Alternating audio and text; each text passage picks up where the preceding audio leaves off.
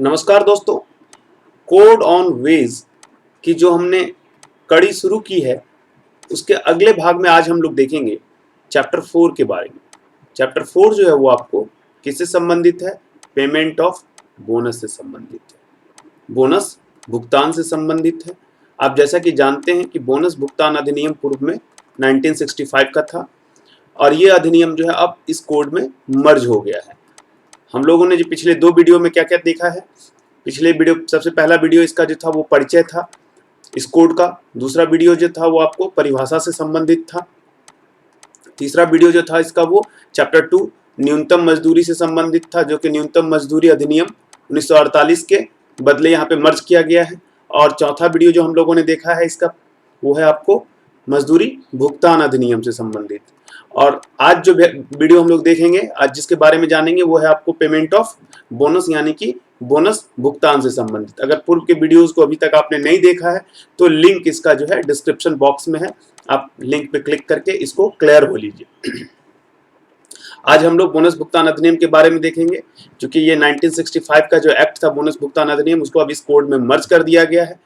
हमने इस पीडीएफ में आपको टेक्स्ट को हाईलाइट कर दिया है, जो इंपॉर्टेंट पॉइंट आपको याद रखना चाहिए उससे संबंधित। तो आइए देखते हैं अब आगे हम लोग सेक्शन 26 को। सेक्शन 26 किससे संबंधित है? सेक्शन 26 कहता है आपको eligibility for bonus and etc, यानी कि बोनस के लिए क्या शर्तें होनी चाहिए, योग्यता शर्तें। किसी भी अधिनियम के तहत कई बातों को पाने के पहले कुछ योग्यता प्राप्त करनी होती है, तो इन योग्यता के बारे में जो है वो बता रहा है। तो ये सेक्शन क्या कहता है? इसका 26 का सबसेक्शन 1 कह रहा है आपको कि जितने भी एम्प्लॉय हैं सभी एम्प्लॉय को जो है बोनस दिया जाएगा, लेकिन उसमें कौन एम्प्लॉय कवर्ड होगा? Drawing wages not exceeding such amount as per mention. एक सर्टेन अमाउंट जिसको कि सरकार निर्धारित करेगी। कौन सी सरकार? By notification by appropriate government, समुचित सरकार। यानी समुचित सरकार निर्धारित करेगी कि हम बोनस के लिए कितना अमाउंट को जो है, कितने अमाउंट तक के वर्कर को कवर करेंगे। सपोज कीजिए समुचित सरकार ने निर्धारित कर दिया कि 10,000 रुपये तक के अमाउंट पाने वाले वर्कर जो है इस बोनस एक्ट के तहत कवर्ड होंगे, इस बोनस वाले चैप्टर के तहत। तो 10,000 तक पाने वाला सारा वर्कर्स जो है इसमें कवर्ड हो जाएगा, या कुछ भी अगर अमाउंट उसने डिसाइड कर दिया। अभी 1965 वाले एक्ट में बोनस का लिमिट क्या है वेज का, ये आप हमको कमेंट करके बताएं, ये आपके लिए एक प्रश्न रहा। तो यहाँ पे कहता है कि समुचित सरकार जो है नोटिफिकेशन से डिटरमाइन करेगी कि कितने वेज तक का एम्प्लॉय जो है इस बोनस के लिए एलिजिबल होगा, ठीक है। और प्रत्येक एम्प्लॉय जो उस वेज के अंतर्गत आएगा वो बोनस के लिए एलिजिबल हो जाएगा। सेकंड पॉइंट कहता है उसको कि उसने कम से कम at least 30 days of work in accounting year, यदि वो वेज लिमिट को मान लीजिए कि क्रॉस कर लिया, सपोज कीजिए कि 10,000 रुपया वेज लिमिट रखा गया और किसी एम्प्लॉय का वेज जो है अभी 9,000 रुपये ही है, तो ठीक है, उसको बोनस मिलेगा। पहला शर्त पूरा हो गया। दूसरा शर्त है कि मिनिमम 30 डेज का वर्क, 30 दिनों का वर्क जो होना चाहिए वो अकाउंटिंग ईयर में। अकाउंटिंग ईयर आप जानते हैं कि 1 अप्रैल से लेकर के 31 मार्च नेक्स्ट ईयर तक रहता है। तो इस अकाउंटिंग ईयर में कम से कम 30 दिन का उसको जो है वर्क होना चाहिए। और उसको बोनस कितना मिलेगा? Annual minimum bonus calculated at the rate of 8 and 1/3%। तो तीसरा पॉइंट क्या हो गया आपका कि 8.33% से minimum bonus, this is the minimum term यहाँ पे जुड़ा हुआ है, मिनिमम बोनस है ये, और 100 रुपीज, या तो ये या फिर 100 रुपया, दोनों में जो भी ज्यादा हो। तो 100 रुपया तो बहुत ही कम अमाउंट हो गया आज के समय में। किसी भी एम्प्लॉय का वेज अगर मान लीजिए मिनिमम वेज के हिसाब से भी सोचे तो 8,000 रुपये के रेंज में आता है, तो उसका 8.33% जो है इस रुपये से काफी ज्यादा आ जाएगा ईयरली, अगर हम देखेंगे उसके वेज को जोड़ के। तो इसका बहुत मीनिंग नहीं बनता है, लेकिन लिखा हुआ है एक्ट में, तो अपना याद रखना है कि 100 रुपया मिनिमम या 8.33%, इन दोनों में जो ज्यादा होगा वो मिनिमम बोनस उसका होगा, उस एम्प्लॉय का कम से कम उतना बोनस उसको आपको देना होगा। और इसके लिए आप ये नहीं कह सकते हैं कि आपके पास जो है एम्प्लॉयर है यानी allocable surplus during the previous accounting year. अगर एलोकेबल सरप्लस है या नहीं है, अब ये एलोकेबल सरप्लस यानी आवंटनीय अधिशेष इसको कहते हैं, ये क्या होता है इसको पहले समझेंगे हम लोग। एक तरह से आप अभी आगे मैं इसको फिर समझाऊंगा, क्योंकि आगे वाले सेक्शन में इसको दिखाया गया कि कैसे निकालना होता है। तो अभी आप समझने के लिए समझिए कि कुछ ऐसा पैसा जिसको कि उसको बोनस के रूप में बांटना है, उसको एलोकेबल सरप्लस के रूप में हम अभी मान के चलते हैं। आगे फिर हम लोग जब निकालेंगे तो और आपको क्लियर हो जाएगा इस वीडियो में। अब ये जो 26 सेक्शन का सब सेक्शन 2 है वो कहता है कि यदि मान लीजिए किसी एम्प्लॉय को, जो चूंकि बहुत सारे एम्प्लॉय उसमें काम करेंगे किसी फैक्ट्री में, एस्टेब्लिशमेंट में, अब मान लीजिए उसमें से 100 एम्प्लॉय काम कर रहे हैं, उसमें से 20 एम्प्लॉय ऐसा है जिसका कि वेज जो है वो बोनस का जो सीलिंग है उससे ज्यादा है। मान लीजिए बोनस की सीलिंग मैंने आपको बताई थी 10,000 रुपीज है और उसका वेज जो है उससे ज्यादा है, 15,000 रुपये मिल रहा है, उसको 20,000 रुपये मिल रहा है। तो ऐसी स्थिति में उसके लिए क्या होगा, तो उसको क्लियर करता है सबसेक्शन 2 में कि यदि where the wage of employee exceeds such amount, जो नोटिफाई किया है सरकार ने, समुचित सरकार ने, उससे अगर वो एक्सीड कर जाता है तो ऐसी स्थिति में उसको जो बोनस पेबल होगा उस तरह के एम्प्लॉय को, bonus payable to such employee, वो कितना होगा, वो आपको होगा जो अमाउंट सरकार ने नोटिफाई किया उतने अमाउंट तक के लिए, यानी 10,000 अगर नोटिफाई किया है तो 10,000 तक के लिए, या फिर मिनिमम वेज, समुचित सरकार द्वारा जो मिनिमम वेज का निर्धारण किया जाता है उस मिनिमम वेज के बराबर। सपोज कीजिए कि वो स्किल्ड एम्प्लॉय था, स्किल्ड एम्प्लॉय का मिनिमम वेज मान के चलिए कि 12,000 रुपया सरकार ने निर्धारित कर रखा है एक 26 दिन के वर्किंग के हिसाब से, और बोनस का लिमिट है मान लीजिए 10,000 रुपया, और उस एम्प्लॉय को वेतन मिलता है 15,000 रुपया। ऐसी स्थिति में उसको जो है 12,000 रुपये पर बोनस मिलेगा, चूंकि मिनिमम वेज ज्यादा है। यदि स्किल्ड वर्कर का मिनिमम वेज ही 8,000 रुपया है और बोनस का लिमिट जो है वो 10,000 रखा है सरकार ने और एम्प्लॉय को 15,000 मिल रहा है, तो ऐसी स्थिति में 10,000 पर उसको बोनस मिलेगा। यानी कि उसको जो बोनस मिलेगा उस एम्प्लॉय को, जो कि उस वेज सीलिंग से ज्यादा वेज का अर्न कर रहा है, उसको या तो बोनस का जो लिमिट है उस अमाउंट पर मिलेगा, या फिर मिनिमम वेज जो उस कैटेगरी के वर्कर को मिलता है उस अमाउंट पर मिलेगा। दोनों में जो ज्यादा होगा उस पर मिलेगा, विच ईवर इज हायर, जो उन दोनों में ज्यादा होगा उस पर मिलेगा। क्लियर हो गया आप कि बोनस मिलेगा किसको मिलेगा, सभी एम्प्लॉय को मिलेगा, कितना मिलेगा, मिनिमम 8.33% बोनस मिलना ही मिलना है। किसी भी अकाउंटिंग ईयर में अगर वो 30 दिन का वर्क कर लेता है तो उसको मिनिमम 8.33% और 100 रुपीज जो भी ज्यादा हो वो मिनिमम बोनस है, वो मिलना है। एलोकेबल सरप्लस यानी आवंटनीय अधिशेष हो चाहे नहीं हो, आपको बोनस उतना देना होगा। अब इस 26 का सबसेक्शन 3 कहता है कि यदि मान लीजिए एम्प्लॉयर को फायदा बहुत ज्यादा हो रहा है, उसके पास अच्छे खासे पैसे हैं, एलोकेबल सरप्लस जो है हमने जो बताया है आपको कि एलोकेबल सरप्लस जो है आवंटनीय अधिशेष, वो आपको अच्छा खासा है, बस पैसा है, वो बांट सकता है, तो प्रॉफिट ज्यादा होगा। तो ऐसी स्थिति में बोनस उसको मिनिमम पर नहीं रखना होगा। 8.33% जो मिनिमम बोनस था वो मिनिमम बोनस पर नहीं रहेगा, ये बढ़ेगा, ये बढ़ेगा बढ़ेगा बढ़ेगा, कहां तक बढ़ेगा, 20% तक। तो subject to a maximum of the 20% of the wage, wage के 20% तक आपको जो है बोनस को लेकर के जाना होगा अगर आपके पास प्रॉफिट है। यानी कि आपका बोनस का रेंज हो गया 8.33% से लेकर के 20%। अब मान लीजिए कि किसी एम्प्लॉयर को मिनिमम 8.33, अपने सारे एम्प्लॉय को जितना बोनस देना है 8.33%, सपोज कीजिए वो अमाउंट होता है 1 लाख रुपया, ठीक है, और 20% अगर वो देता तो वो अमाउंट होता मान लीजिए 5 लाख रुपया। तो अगर उसको सपोज कीजिए प्रॉफिट है एलोकेबल सरप्लस में, अगर मान लीजिए उसके 5 लाख रुपया या उससे ज्यादा है तो वो 20% देगा। अगर एलोकेबल सरप्लस में उसका 1 लाख से कम भी है तब भी वो 1 लाख रुपया खर्च करेगा 8.33% देने में, और अगर उसका अमाउंट 1 और 5 के बीच में आएगा तब वो उस प्रपोर्शन में बोनस देगा जिस प्रपोर्शन में वो अमाउंट होगा। आगे उसके बारे में भी हम लोग देखते हैं। अब एक बात और आपको मैं यहाँ क्लियर करूं कि जो बोनस एक्ट है ना, ये बहुत ही एक तरह से समझिए संविधान के बहुत बड़े उद्देश्य को पूरा करता है। ये धन के संचयन को रोकता है किसी एक व्यक्ति के पास, क्योंकि यदि नियोजक जो है वो एक बड़ी फैक्ट्री खोलता है, बड़ा एस्टेब्लिशमेंट खोलता है, छोटे नियोजकों की हम बात नहीं कर रहे हैं, लेकिन जो बड़े नियोजक है वो एक अच्छा खासा अमाउंट अर्न करते हैं, कई तरीके से प्रॉफिट अर्न करते हैं, और अगर उस प्रॉफिट को वो लोगों में बांटे नहीं, अपने एम्प्लॉय में उसका हिस्सा नहीं देंगे तो क्या होगा, वो धन उन्हीं के पास संचित होता रहेगा। तो ऐसे भी हम जानते हैं कि इकोनॉमिक्स में हमने कई बार पढ़ा है कि अपने देश में बहुत कम लोगों के पास बहुत ज्यादा धन संचित है। तो इसलिए ये बोनस एक्ट जो है कहीं ना कहीं उस धन संचयन को, धन का जो केंद्रीकरण है, सेंट्रलाइजेशन है, उसको रोकता है। अब ये जो सबसेक्शन 5 है वो कहता है कि demand for bonus in excess of bonus referred in subsection 1। Subsection 1 में हम कितना बोनस देने की बात कर रहे थे, मिनिमम 8.33%।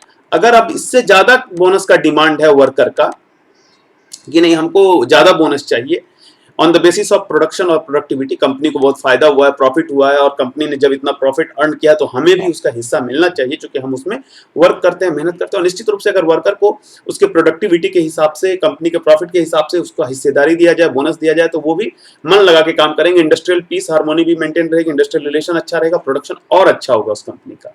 तो कह रहा है कि यदि किसी और इस प्रकार का डिमांड है वर्कर का कि वो एक्सेस बोनस पाना चाहता है, इस बेसिस पर कि वो प्रोडक्शन या प्रोडक्टिविटी उसकी ज्यादा रही है कंपनी की किसी भी अकाउंटिंग ईयर में, जिस ईयर में उस बोनस को मिलना है, तो वो डिटरमाइन किया जाएगा कैसे, उसको निश्चित करने के लिए वो आपस में एक एग्रीमेंट या सेटलमेंट कर सकते हैं वो दोनों पार्टी। यानी कौन कौन पार्टी, एम्प्लॉयर और एम्प्लॉय, ये दोनों जो है आपस में एक एग्रीमेंट या सेटलमेंट करके आपस में समझौता कर सकते हैं कि यदि प्रोडक्शन और प्रोडक्टिविटी हमारी अच्छी रही या इतना रहा, तो 8.33% से हम आपको बोनस 15% देंगे, या हम आपको 18% देंगे। मैक्सिमम जा सकते हैं कहाँ तक, 20% तक प्रोडक्टिविटी के आधार पर, बट नॉट एक्सीड्स 20%, 20% से ज्यादा बोनस नहीं दे सकते। तो यानी कि यहाँ पे सबसेक्शन 5 जो है उन दोनों के बीच में एक आपसी समझौता करने की बात कहता है।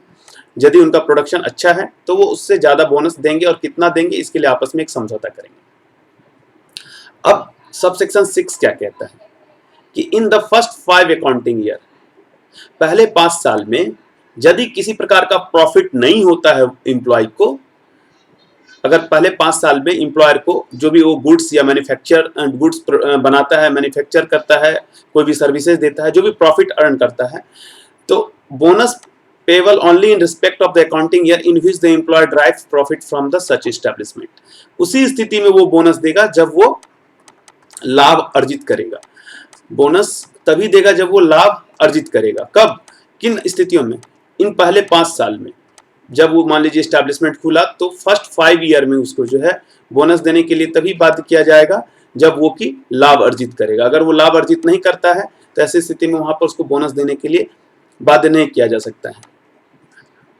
लेकिन फिर नेक्स्ट सबसेक्शन कहता है कि छठे और 7वें ईयर के लिए, for 6th and 7th accounting year, अब छठे और 7वें अकाउंटिंग ईयर के लिए बोनस का जो कैलकुलेशन होगा वो किस आधार पर होगा, तो for 6th accounting year set on और set off as the case में be shall be made in manner as prescribed by central government. केंद्र सरकार ने जिस तरह से प्रिस्क्राइब्ड किया होगा रूल में, यानी कि रूल जो है इसका उसमें प्रिस्क्राइब किया जाएगा कि कैसे निकालना है 6th और 7th अकाउंटिंग ईयर में बोनस, और उसमें कंसीडर किसको करना है, सेट ऑन और सेट ऑफ। ठीक है, अब ये एक नया टर्म आ गया आपके लिए, सेट ऑन क्या है, सेट ऑफ क्या है। तो आपके लिए कई सारे टर्म आ गए। एक तो है ग्रॉस प्रॉफिट। ग्रॉस प्रॉफिट क्या है, दूसरा है एक अवेलेबल सरप्लस, तीसरा है एलोकेबल सरप्लस, चौथा है सेट ऑन, और पांचवा है सेट ऑफ। ग्रॉस प्रॉफिट सकल लाभ जो हो गया, अवेलेबल सरप्लस उपलब्ध अधिशेष, एलोकेबल सरप्लस आवंटनीय अधिशेष, सेट ऑन और सेट ऑफ को हम लोग अंग्रेजी में ही याद रखते हैं, उसका हिंदी भी सेट ऑन सेट ऑफ ही लिखते हैं।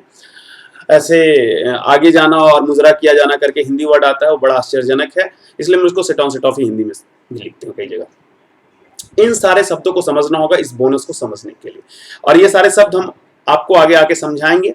अभी आप यही समझिए कि 6th और 7th अकाउंटिंग ईयर या 8th अकाउंटिंग ईयर में जो भी अकाउंटिंग ईयर है, 5 तक हम देखेंगे लाभ अर्जित होगा, उसी साल के लिए हमको बोनस देना होगा, और 5 के बाद सेट ऑन सेट ऑफ को लेते हुए, और उसके नेक्स्ट ईयर में प्रोविजन 36 सेक्शन में जो है आगे आएगा, जो 36 सेक्शन में जिस प्रकार से प्रोविजन दिया उसको जोड़ते हुए, और इसके बाद सरकार ने जो मेथड प्रिस्क्राइब किया होगा सेंट्रल गवर्नमेंट ने शेड्यूल में, उस मेथड के हिसाब से जो है हम कैलकुलेट करेंगे बोनस को। ये सारी चीजों को हम देखेंगे ताकि हमको क्लियर हो जाए कि ये कहना क्या चाह रहा है। अब यहाँ पे एक एक्सप्लेनेशन दिया गया है, ये एक्सप्लेनेशन क्या कहता है इसको थोड़ा सा समझ लीजिए। एक्सप्लेनेशन कह रहा है कि for the purpose of subsection 6, subsection 6 क्या था आपका, सबसेक्शन 6 अभी हम लोगों ने देखा कि फर्स्ट 5 ईयर जो है उसमें जिस साल उसको लाभ अर्जित होगा, बेनिफिट मिलेगा, उस अर्जित लाभ के साल में आपको क्या देना होगा, बोनस का भुगतान करना होगा। तो ये था सबसेक्शन 6। तो कह रहा है कि सबसेक्शन 6 के पर्पस से an employer shall not be deemed have derived profit in accounting year unless, कोई भी जो नियोजक है तब तक लाभ में गया नहीं समझा जाएगा जब तक कि उसने अपना जो डेप्रिसिएशन है, जो इनकम टैक्स लॉ है उसके तहत जो भी डेप्रिसिएशन वो ले सकता है उसको उसमें से सब्ट्रैक्ट नहीं कर दिया, जो भी उसने प्रॉफिट अर्न किया हो, ग्रॉस प्रॉफिट, या एग्रीकल्चरल इनकम टैक्स लॉ है उसके तहत जो भी उसको मिलना है, जो भी दोनों स्थिति में डेप्रिसिएशन कॉस्ट है उसको मान लीजिए रिड्यूस नहीं कर दिया हो, क्योंकि जो भी लाभ अर्जित करता है कोई व्यक्ति, अगर उसके साथ जो उसके वस्तुओं का मूल्य में अवमूल्यन होता है, मूल्य का ह्रास होता है, उसको जब तक नहीं घटाया जाए तब तक उसका प्रॉफिट नहीं माना जाएगा। सपोज कीजिए किसी ने 5 लाख रुपए किसी साल लाभ अर्जित किया और उसका जो मशीन के मूल्य में ह्रास हुआ वो आपको 6 लाख रुपया था, तो वो लाभ उसका जो है सो फिर तो उसको मशीन के मूल्य में लगाना ही पड़ेगा। तो इसीलिए अवमूल्यन को यहाँ पे काउंट करते हैं। और उसके बाद जो इसमें दूसरा पॉइंट दिया गया है वो है कि arrears of such depreciations and losses incurred by him in respect of the establishment for previous accounting year have been fully set off against this profit। जो पिछले साल का उसका जो एरियर था डेप्रिसिएशन का, मान लीजिए कि इस 5 साल में फर्स्ट ईयर मान लीजिए first, second, third, fourth and fifth year, अब हम मान लीजिए फोर्थ ईयर में देख रहे हैं कि उसको 10 लाख का प्रॉफिट मिला, ठीक, और 10 लाख का प्रॉफिट मिला, लेकिन पिछले तीसरे साल में उसको जो है डेप्रिसिएशन लॉस था वो 12 लाख रुपए था।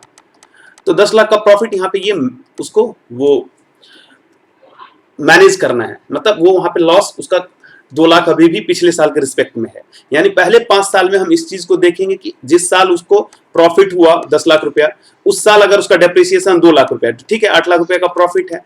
लेकिन अगर पिछले साल उसको उसके पिछले साल अगर उसको मान लीजिए कि 8 लाख रुपए का लॉस था डेप्रिसिएशन में, तो फिर वो 8 लाख दोनों मिलकर के समाप्त हो जाएगा, यानी उसको प्रॉफिट नहीं माना जाएगा। तो पहले 5 साल में हम लोग देखेंगे क्या, पहले 5 साल में हम देखेंगे कि उसको कितना प्रॉफिट मिला, ग्रॉस प्रॉफिट में से फिर डेप्रिसिएशन घटाएंगे और तब जो नेट प्रॉफिट आएगा वही प्रॉफिट होगा। और उस नेट प्रॉफिट में से भी अगर पिछले साल का कोई डेप्रिसिएशन एरियर बचा हुआ है उसका, या किसी प्रकार का लॉस वगैरह बचा हुआ है, तो उसको एडजस्ट करते हैं हम लोग, ठीक है। सेकंड एक्सप्लेनेशन यहाँ पे क्या कह रहा है, एक्सप्लेनेशन 2, कि for the purpose of subsection 6, 7 and 8। Subsection 6, 7, 8 क्या था, सबसेक्शन 6, 7, 8 में हम लोग 6, 7 एंड 8 ऑनवर्ड, मतलब 8 के बाद 9, 10, 11 जो भी इन ईयर में, अकाउंटिंग ईयर में कैसे कैलकुलेट करेंगे बोनस का, उसके बारे में जिक्र किया गया था। उसमें क्या था कि sales of the goods produced और मैन्युफैक्चर्ड ड्यूरिंग द कोर्स, उस समय जो भी गुड्स या मैन्युफैक्चरिंग होता था या जो भी सामान बनता था या जो भी सर्विसेज दी जाती थी उसके प्रॉफिट को हम लोग काउंट करते हैं set on set of method से।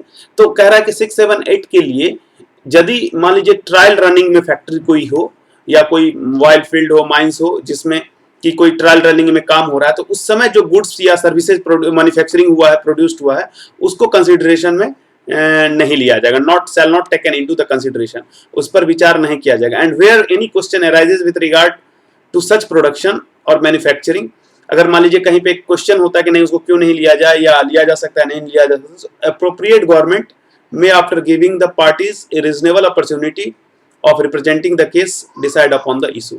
अब मान लीजिए एम्प्लॉयर एम्प्लॉय के बीच में जो है, एम्प्लॉयर और एम्प्लॉय के बीच में झगड़ा हो गया कि नहीं आप जो उस समय अर्न किए थे या ट्रायल रन में जो फैक्ट्री चली उसमें इतना सारा प्रोडक्ट बना और वो प्रोडक्ट पर इतना प्रॉफिट हुआ, तो आपको जो है इस पर बोनस देना होगा। अगर इस प्रकार का कहीं डिस्प्यूट होता है तो समुचित सरकार जो है दोनों पार्टी को सुनेगी और सुन करके डिसाइड करेगी इशू को। यानी ये एक्सप्लेनेशन 2 यही कहता है कि ट्रायल रन में जो भी प्रोडक्ट बनेगा जब फैक्ट्री पूर्ण रूप से चालू नहीं हुई है तो उसको कंसिडर नहीं किया जाएगा उसके प्रोडक्शन और मैन्युफैक्चरिंग में। अब इसका सबसेक्शन 9 क्या कहता है, छोटा सा सबसेक्शन है 9, वो कहता है कि the provision of subsection 6, 7 and 8 shall so far as may be apply to new department और अंडरटेकिंग और branches set up by the existing establishment. यानी कि सपोज कीजिए टाटा की पहले से ही कंपनी चल रही है और उसने फिर अपना एक ब्रांच खोल लिया बिहार में। अब बिहार में खोल लिया तो फिर फर्स्ट 5 ईयर वाली बात वहां पे नहीं चलेगी, क्योंकि वो ऑलरेडी कंपनी पहले से चल रही है, उसका एक ब्रांच खुला है, तो वहां पे फिर 6, 7, 8 वाली बात चलेगी कि सेट ऑन सेट ऑफ के तहत आपको बोनस पहले ही साल से देना होगा, फायदा हो नहीं हो वो आपको देखना है, ठीक है। तो यहां तक सेक्शन 26 आपका क्लियर हो गया होगा। अब हम लोग इसके आगे देखते हैं। अब सेक्शन 27 क्या कहता है, proportionate reduction in bonus in certain cases. Bonus में जो है अनुपातिक रूप से रिडक्शन किया जाना, कटौती किया जाना, कमी किया जाना। अब ये सेक्शन कहता है कि यदि कोई एम्प्लॉय मान लीजिए 30 दिन तो काम किया, ठीक है, तो 30 डेज अगर वो अकाउंटिंग ईयर में काम कर लिया तो उसको मिनिमम 3% का तो बोनस दिया जाएगा। लेकिन सपोज कीजिए एम्प्लॉयर जो है उसको प्रॉफिट अच्छा खासा हुआ है, सबको 20% बोनस दे रहा है मैक्सिमम लिमिट पे। अब 30 दिन कोई एम्प्लॉय काम किया तो 8.33% के लिए तो एलिजिबल हो गया। लेकिन अगर कोई एक दूसरा एम्प्लॉय था जो साल में मान लीजिए 240 डेज मिनिमम उसको वर्क करना है और उसमें से वो सपोज कीजिए कि 120 डेज ही वर्क किया, तो एम्प्लॉयर चाहे तो उसको 20% बोनस देना उसके लिए मैंडेटरी नहीं है, 8.33% देगा और उसी हिसाब से फिर वो उसको बढ़ा करके, क्योंकि वो 50% डेज वर्क किया तो बढ़ा करके 10% तक उसी प्रोपोर्शन में बोनस दे सकता है। यानी कि मिनिमम बोनस तो उसको हालांकि देना ही है, उसमें कहीं कोई शर्त नहीं है, लेकिन 8.33% से ऊपर जितना भी वो देना चाह रहा है बोनस, वो उसके सैलरी में से प्रोपोर्शनलिटी रिड्यूस कर, उसके बोनस में से रिड्यूस कर सकता है यदि वो एम्प्लॉय ने वर्क नहीं किया सारे वर्किंग डेज के लिए पूरे अकाउंटिंग ईयर। क्लियर? अब जो सब सेक्शन आपको सेक्शन 28 है वो क्या कहता है, computation of number of working days. अब जैसा कि मैंने आपको बताया कि अगर वो पूरे साल काम नहीं किया तो फिर पूरे साल काम किया या नहीं किया इसके दिनों की गणना के लिए आपको किन चीजों का ध्यान करना है, मतलब किसको इंक्लूड करना है नहीं करना है, उसके संबंध में सेक्शन 28 आपको कहता है कि for the purpose of 27 section 27 के उद्देश्यों के लिए employee shall be deemed to have worked in establishment in accounting year also on the day on which, employee को उस दिन काम पर समझा जाएगा, किस दिन, जिस दिन की ही has been laid off under an agreement और permitted by standing order the industrial employment standing order act 1946। Laid of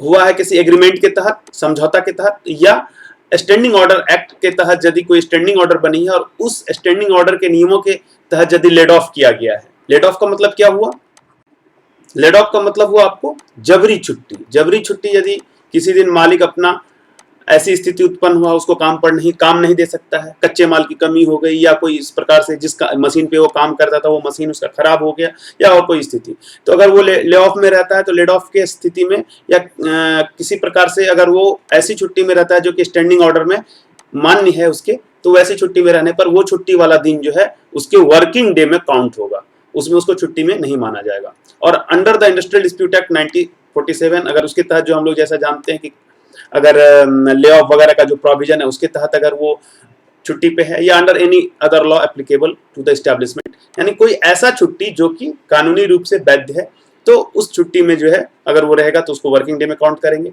अगर वो लीव विथ सैलरी और वेज है, जैसे कि हम जानते हैं कि एम्प्लॉय जो है अर्न लीव जो है अर्जित छुट्टी लेते हैं, अर्जित छुट्टी में वो छुट्टी लेते हैं वेज के साथ, ऐसी स्थिति में जो भी अर्जित छुट्टी ली जाएगी उसको जो है सो उसके वर्किंग डे में ही काउंट किया जाएगा। He has been absent due to temporary disablement caused by accident arising out of and in course of employment। नियोजन के कारण और नियोजन के दौरान, ठीक है, नियोजन के दौरान मतलब एम्प्लॉयमेंट के समय में और एम्प्लॉयमेंट के ही कारण यदि उसको किसी प्रकार का टेम्पररी डिसेबलमेंट हो जाए, विकलांगता हो जाए, और अस्थायी विकलांगता इसको हम कहेंगे, तो अस्थायी विकलांगता जो कि छूटने वाला हो, कंप्लीट रूप से वो विकलांग नहीं हुआ है और ऐसी स्थिति में वो रेस्ट में रहेगा 10 दिन 15 दिन 1 महीना, तो उसको भी हम लोग वर्किंग डे में ही काउंट करेंगे। और चौथा है employee has been on maternity leave with salary और वेज। अगर वो किसी प्रकार के मातृत्व अवकाश पर फीमेल एम्प्लॉय के मामले में गई है तो मातृत्व अवकाश पर जाने वाला जितना भी दिन छुट्टी का होगा, कितना दिन होता है मातृत्व अवकाश, कितने दिन की छुट्टी मिलती है, ये आप हमको कमेंट बॉक्स में बताइएगा, तो उस छुट्टी को जो है सो यहाँ पर काउंट किया जाएगा। तो वो सारे छुट्टी वर्किंग डे में माना जाएगा। उसके बाद देखा जाएगा कि एम्प्लॉय कितने दिन वर्क पर था या नहीं था। अब आते हैं सेक्शन 29 पे। सेक्शन 29 आपको कहता है disqualification for the bonus. Bonus के लिए डिस्क्वालिफिकेशन क्या है, तो बोनस के लिए डिस्क्वालिफिकेशन है यदि वो एम्प्लॉय किसी प्रकार का फ्रॉड करता है, किसी प्रकार का मान लीजिए कि नियोजक को चीट करता है, ठगता है, तो इस मामले में उसको बोनस से डिस्क्वालीफाई किया जा सकता है। उस स्थान के परिसर में प्रीमाइसेस में जो है जहां वो काम करता है उस स्थापना के प्रीमाइसेस में वो किसी प्रकार का राइटियस या वायलेंट बिहेवियर करता है, बलवात्मक उसको कहते हैं, या हिंसात्मक, मतलब ये किसी प्रकार की हिंसा करता है, बल का प्रयोग करता है, तो अगर ये इस प्रकार का जो है सो एक्ट करता है तो उसका बोनस वहां पे उसको जब्त किया जा सकता है, वो डिस्क्वालीफाई हो सकता है। थेफ्ट चोरी करता है, मिस अप्रोप्रिएशन और sabotage of any property of the establishment, यानी कि यदि वो एस्टैब्लिशमेंट में चोरी करता है या दुर्विनियोग करता है या अविध्वंस करता है तोड़ फोड़ करता है, समझ लीजिए संपत्ति का नुकसान पहुंचाता है तो चोरी करके या तोड़ फोड़ करके, तो इस कंडीशन में उसका बोनस जो है, बोनस से वो डिस्क्वालीफाई हो सकता है। कन्विक्शन फॉर सेक्सुअल हरासमेंट, किसी भी प्रकार का यदि वो अनैतिक आचरण करता है, सेक्सुअल हरासमेंट में इन्वॉल्व होता है, तो ऐसी स्थिति में उसका बोनस जो है जब्त किया जाएगा, यानी वो डिस्क्वालीफाई हो जाएगा बोनस के लिए। तो आपको यहाँ पे दो बातों को ध्यान पे रखना है, क्वालिफिकेशन क्या है बोनस के लिए और डिस्क्वालिफिकेशन क्या है। क्वालिफिकेशन आपको मैंने बताया 30 डेज वर्किंग होना चाहिए मिनिमम अकाउंटिंग ईयर में, तो और जो वेज लिमिट है उसके अंदर वो होना चाहिए, वेज लिमिट या मिनिमम वेज जो भी ज्यादा हो। तो और डिस्क्वालिफिकेशन का कंडीशन जो है आपका ये सेक्शन 29 में क्लियर किया गया। अब हम लोग देखते हैं नेक्स्ट सेक्शन, सेक्शन 30 को। सेक्शन 30 किससे जुड़ा हुआ है, establishment to be include department undertaking and branches. अब क्या है कि बोनस की एलिजिबिलिटी देखेंगे आगे चल के कि 20 वर्कर्स मिनिमम। अब कई लोग क्या करेंगे, एक ही एस्टैब्लिशमेंट को तोड़ देंगे। अब मान लीजिए मैंने बना लिया एक गणेश एंड सन्स करके, और हमने उसके 4 हिस्से बना दिए, 5 हिस्से बना दिए, और हर में वर्कर हम 10-10 रख दिया, तो हम पर बोनस तो लगेगा नहीं, क्योंकि हर में 10-10 वर्कर हैं। तो ऐसी स्थिति में से बचने के लिए, या ऐसी स्थिति से एम्प्लॉयर वर्कर्स को बचाने के लिए, where an establishment consists of different departments or undertaking or has branches whether situated in same places or different places, all branches, department or undertaking branches shall be treated as a part of the same establishment for purpose of computation of the bonus। सबको हम लोग एक ही मानेंगे। अब जब सबको एक ही मानेंगे तो क्या होगा फिर, तब हमारा वर्कर का संख्या कितना हो जाएगा, बढ़ करके वर्कर का संख्या हो जाएगा 50, तो हम पर बोनस एप्लीकेबल हो जाएगा। ठीक है, तो इसीलिए यहाँ पर ये सेक्शन जो है एम्प्लॉय के दृष्टिकोण से काफी महत्वपूर्ण है। नेक्स्ट सेक्शन 31 क्या कहता है। अच्छा, इस सेक्शन में एक प्रोविजो है, उसको भी देख लेते हैं। प्रोविजो क्या कहता है उसको भी थोड़ा समझ लीजिए, बहुत इंपॉर्टेंट है। Provided that where for any accounting year a separate balance sheet and profit and loss account are prepared and maintained in respect of any department और अंडरटेकिंग ब्रांच। ये बहुत इंपॉर्टेंट है कि किसी भी अकाउंटिंग ईयर में जो सेपरेट हमने 5 खोल रखा था, उन 5 का सेपरेट हम बैलेंस शीट बनाते हैं। मतलब इसका बैलेंस शीट अलग है, इसका बैलेंस शीट अलग है, इन्हीं के सबका अलग एक ही बैलेंस शीट बनाते हैं। प्रॉफिट लॉस अकाउंट सबका अलग अलग है। ऐसी स्थिति में क्या होगा, तो ऐसी स्थिति में कहता है देन सच डिपार्टमेंट और अंडरटेकिंग और branch shall be treated as separate establishment for the purpose of computation of bonus. अब ये बैलेंस शीट क्या होता है, प्रॉफिट लॉस अकाउंट क्या होता है, वो आपके स्कोप की चीज नहीं है, आप यहाँ पे याद रख लीजिए। और यदि कोई कॉमर्स के स्टूडेंट होंगे या इकोनॉमिक्स वगैरह के स्टूडेंट होंगे, वो इस बात को जानते होंगे। तो आपके लिए ये प्रोविजो का मतलब इतना ही है कि यदि सेपरेट बैलेंस शीट या प्रॉफिट एंड लॉस अकाउंट है उसके इस्टेब्लिशमेंट के ब्रांचेज का या डिपार्टमेंट का, इन दैट केस हम उसको अलग मानेंगे और तब उसको जो है सो अगर, लेकिन अगर वो सारे ब्रांचेज का मिला के एक ही बैलेंस शीट बना रहा है, एक ही प्रॉफिट लॉस अकाउंट है, ऐसी स्थिति में जो है उसको सिंगल माना जाएगा। और अगर वो सेपरेट है तो उसको कंप्यूटेशन ऑफ बोनस के लिए अलग अलग माना जाएगा। अनलेस सच डिपार्टमेंट और undertaking of branches was immediately before the commencement of accounting year treated as a part of the establishment for the purpose of computation of bonus. तब तक कि जब तक कि मान लीजिए किसी भी अकाउंटिंग ईयर में यदि उस एस्टैब्लिशमेंट और डिपार्टमेंट को मान नहीं लिया जाए कि वो उसी का ब्रांच है और उसको बोनस के पर्पस से जोड़ नहीं दिया जाए सारे ब्रांचों को, ऐसी स्थिति में यदि उसका सेपरेट बैलेंस शीट और प्रॉफिट लॉस अकाउंट है तो उसको अलग ब्रांच हम ट्रीट करेंगे। नेक्स्ट सेक्शन क्या है, आपको payment of the bonus out of allocable surplus. Section 31 कहता है कि आपको बोनस पेमेंट करना है एलोकेबल सरप्लस के ऊपर। तो यहाँ पे कहता है कि एलोकेबल सरप्लस, जैसा मैंने आपको बताया था तभी कि 5 टर्म हम लोग जानने का प्रयास करेंगे। एलोकेबल सरप्लस क्या है, अवेलेबल सरप्लस क्या है, ग्रॉस प्रॉफिट क्या है, सेट ऑन क्या है, सेट ऑफ क्या है। तो पहले मैं थोड़ा सा उसको आपको एक बार क्लियर कर दूं, तब इसके बाद आगे के सेक्शन को हम लोग पढ़ेंगे तो शायद और अच्छे से समझ में आएगा आपको।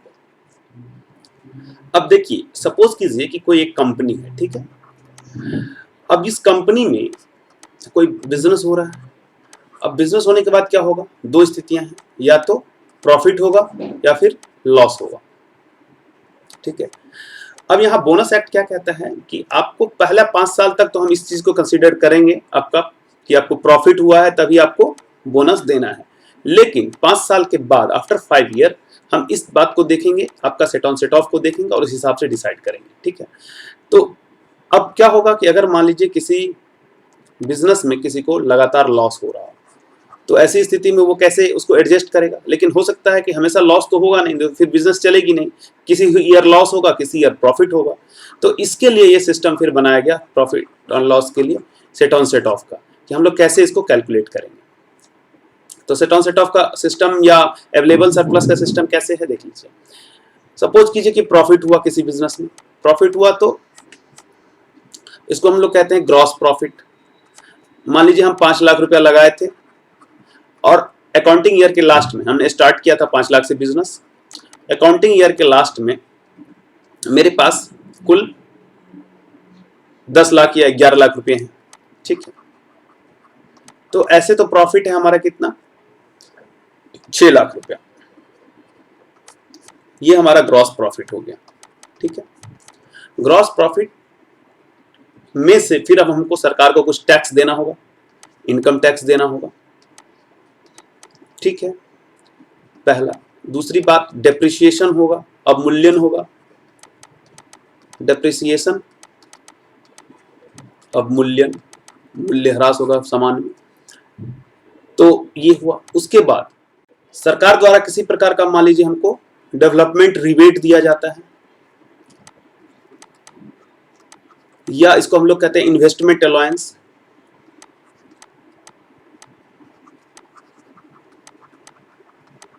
यानी कि निवेश भत्ता दिया जा रहा है किसी प्रकार का, या इन्वेस्टमेंट रिबेट दिया जा रहा है, या डेवलपमेंट के लिए कोई रिबेट दिया जा रहा है उस पर्टिकुलर एस्टेब्लिशमेंट को, तो वो देखेंगे। और चौथा जो है, इसके शेड्यूल जो है बोनस एक्ट के रूल में दिया गया है शेड्यूल, उस शेड्यूल में कुछ बातें हैं जिस पर हुआ खर्च जो है उसको भी इसमें से घटा लेंगे।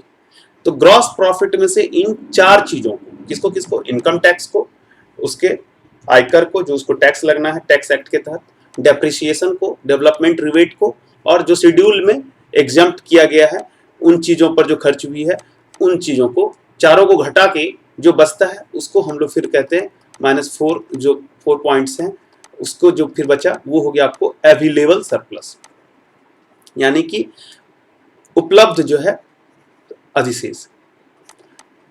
आपके पास अब इतना सरप्लस है, एक्स्ट्रा है, यानी आपके सारे खर्चे को हमने निकाल दिया। तो ग्रॉस प्रॉफिट में से इन 4 चीजों को हटा के, ग्रॉस प्रॉफिट में से इन पॉइंट्स को डिडक्ट करके जो बचा वो हो गया अवेलेबल, उपलब्ध सरप्लस, ठीक है।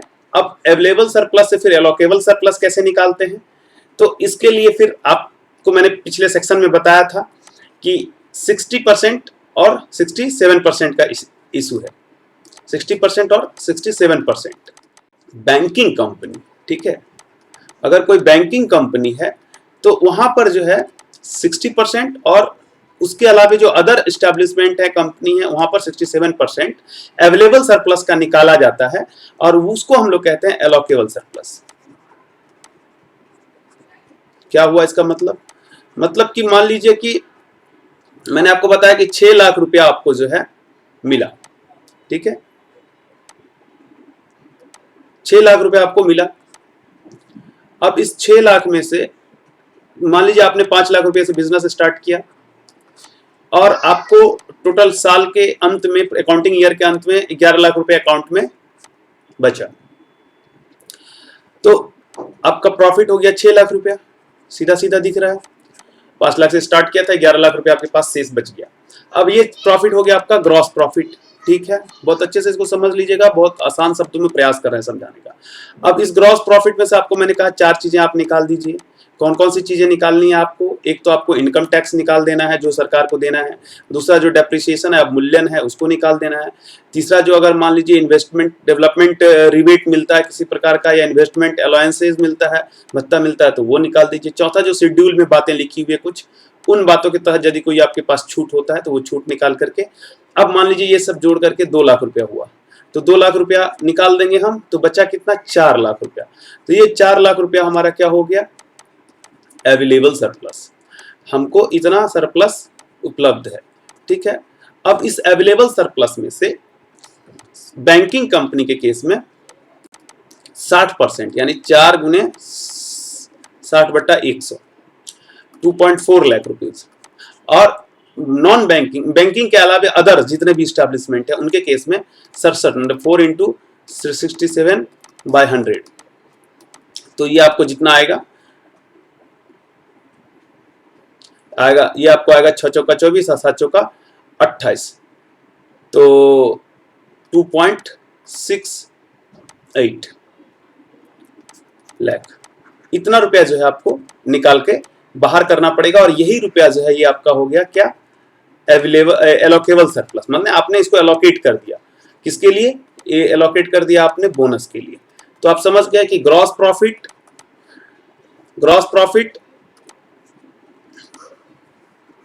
फिर अवेलेबल सरप्लस, उसमें से चारों को घटा दिया तो, और फिर उसका 60 या 67%, जैसा भी कंडीशन बने, 60% बैंकिंग के केस में और अदर केस में 67%, तो ये आपका हो गया एलोकेबल सरप्लस। क्लियर।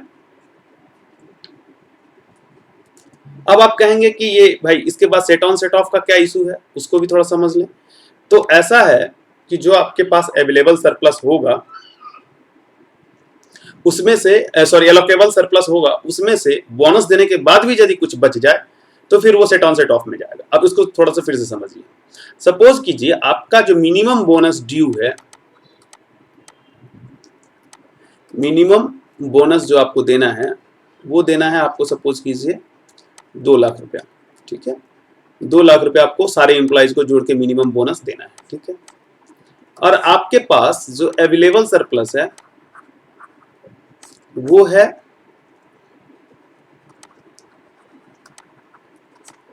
1 लाख रुपया, ठीक है। तो आप कितना बोनस देंगे एम्प्लॉय को आफ्टर 5th ईयर, 5वें साल के बाद से वाली बात कर रहा हूँ, 6th एंड ऑनवर्ड। तो आप एम्प्लॉय को कितना बोनस देना है आपको, अब क्योंकि आपके पास तो अवेलेबल सरप्लस में 1 लाख रुपया है, आपको 2 लाख बोनस देना है, तो यहाँ पर आप बोनस देंगे 2 लाख रुपए, क्योंकि वो मिनिमम बोनस है 8.33%, ये आपको देना ही पड़ेगा, ठीक है। सपोज कीजिए सारे एम्प्लॉय का मैक्सिमम बोनस जाता है आपको, मैक्सिमम अगर देते हैं हम 20%, तो वो जाता है 6 लाख रुपया। सपोज कीजिए, एक एग्जांपल है ये। अब आपको किसी साल जो है अवेलेबल सरप्लस में 4 लाख रुपया है, तो अब यहाँ पे बोनस आप कितना देंगे, तो यहाँ पे ये 4 लाख को पूरा का पूरा एग्जॉस्ट करेंगे अनुपातिक रूप से, उसी अनुपात में बांट देंगे सबको, यहाँ पे कुछ बचाएंगे नहीं, क्योंकि आप मैक्सिमम लिमिट को पार नहीं किए। और किसी साल मान लीजिए आपका सरप्लस हो गया 8 लाख रुपया, तो अब 8 लाख रुपया हो गया, तो ऐसे में मैक्सिमम बोनस कितना देंगे आप लोग, तो 6 लाख रुपया आप मैक्सिमम बोनस देंगे। लेकिन 6 लाख देने के बाद, अब इसी एग्जाम्पल को फिर से थोड़ा सा आप समझिए कि 6 लाख देने के बाद आपको फिर भी कुछ बच जा रहा है, कितना बच जा रहा है, 2 लाख रुपया। तो ये जो 2 लाख रुपया यहाँ आपका बच गया, ये आपका सेट ऑन हो गया, ये अगले साल आपका काउंट हो जाएगा कि 2 लाख रुपया यहाँ आपका बचा था। और यहाँ पर जैसे कि आपको 1 लाख देना था और 2 लाख रुपया आपको जो है, यहाँ पर आपका 2 लाख रुपया जो है खर्च हुआ है, तो यहाँ जो 1 लाख रुपया आपको घट रहा था, ये आपका सेट ऑफ हो गया, यानी कि इतना का आपको लॉस हुआ एक तरह से। अब ये अगले साल हम उसको गुणा भाग में कैलकुलेट करेंगे, कैसे करते हैं वो शेड्यूल दिखाऊंगा मैं, आपके समझ में आ जाएगा आराम से। अभी पहले आप यही समझ लीजिए कि अवेलेबल सरप्लस में से आपको जो बोनस देना था वो घटा लीजिए, और बोनस घटाने के बाद यदि पैसा बच गया, प्लस में रह गए आप, तो फिर आपका हो गया सेट ऑन। और यदि पैसा घट गया, खत्म हो गया, आपको लॉस लग गया या उतना अपने तरफ से लगाना पड़ा, माइनस में रहा, तो वो स्थिति हो गई सेट ऑफ। तो अब आपका ये पांचों टर्म क्लियर हो गया होगा, ग्रॉस प्रॉफिट क्या होता है, अवेलेबल सरप्लस क्या होता है, एलोकेबल सरप्लस क्या होता है, सेट ऑन क्या होता है, सेट ऑफ क्या होता है। अब हम लोग फिर इसका सेक्शन डिस्कस कर लेते हैं, और सेक्शन डिस्कस करने के बाद फिर मैं शेड्यूल में आपको बताऊंगा कि कैसे इसको निकालते हैं। तो ये सेक्शन 31 पर जब हम डिस्कस कर रहे थे अभी आपको कि payment of bonus out of allocable surplus, तो यहाँ कहता है bonus shall be paid out of allocable surplus, allocable surplus पर बोनस मिलना चाहिए, which shall be amount equals to, मैंने अभी आपको बताया 60% in case of banking company, यदि बैंकिंग कंपनी हुई तो उसके मामले में 60%, और 67% in case of other establishment. तो आपको याद रखना है कि बैंकिंग कंपनी में हम 60% लेते हैं अवेलेबल सरप्लस का, किसका 60%, 7% ऑफ द अवेलेबल सरप्लस, यानी अवेलेबल सरप्लस का जो है 60% निकालेंगे तो ये एलोकेबल सरप्लस बन जाएगा बैंकिंग कंपनी के मामले में, और 67% निकालेंगे तो अदर एस्टेब्लिशमेंट के मामले में ये एलोकेबल सरप्लस होगा। ऑडिट जो किया जाएगा अकाउंट कंपनी का, उसको क्वेश्चंस नहीं किया जाएगा नॉर्मली, और यदि where there is any disputes regarding the quantum of bonus, the authority notified by the appropriate government, समुचित सरकार यानी स्टेट के मामले में स्टेट, सेंटर के मामले में सेंटर, जो भी उस पर जुरिडिक्शन रखेगा, have may call upon the employee to produce the balance sheet. Generally तो जो ऑडिट जो होगा उसमें क्वेश्चन नहीं होगा, जो बोनस एम्प्लॉयर को देना है प्रॉफिट के हिसाब से, या जो भी देना है नियम के हिसाब से वो देगा।